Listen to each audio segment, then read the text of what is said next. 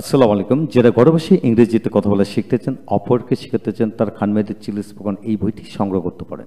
এই বইটি 148টি অধ্যায়ের মাধ্যমে তৈরি করেছে। প্রতিটি অধ্যায়ে বাংলা অর্থ শেখার ভেঙে ভেঙে বুঝিয়ে লেখা হয়েছে, যাতে করে যে কেউ নিজে থেকে একা একা প্র্যাকটিস করে এবং নিজে শিখতে পারে এবং অপরকে শেখাতে পারে। তাই আমাদের ভিডিও লেকচারগুলো দেখুন, ইনশাল্লাহ প্রতিটি ভিডিও লেকচার আপনাদের কাজে আসবে।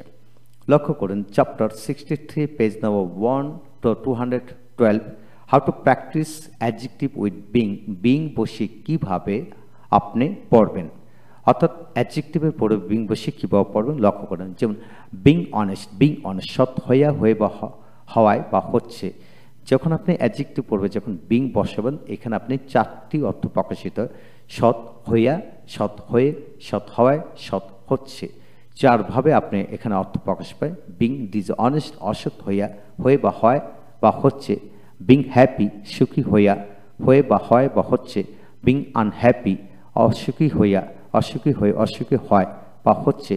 বিং রিচ ধনী হচ্ছে। বিং পুয়ার গরিব হয়ে বা হয় বা হচ্ছে। বিং অ্যাক্টিভ কর্মঠ হয় বা হচ্ছে।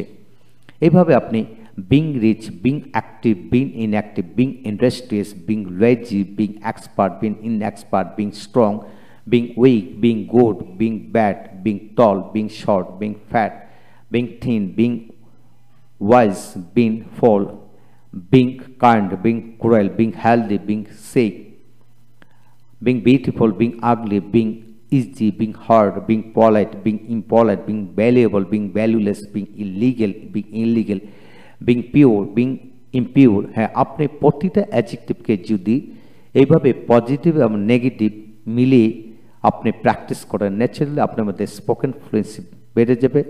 অলসো আপনার মধ্যে একটা চিন্তা চেতনা, গভীর চিন্তা চেতনা এখানে কাজ করবে। হ্যাঁ বন্ধুগণ, যে কোনো অ্যাডজেক্টিভ পড়বে এইভাবে বিং বসে এর 4টি অর্থে প্র্যাকটিস নিজে করুন, অপরকে করান। আপনার থেকে আপনি এগিয়ে যাবেন। ভালো থাকুন। Thank you very much.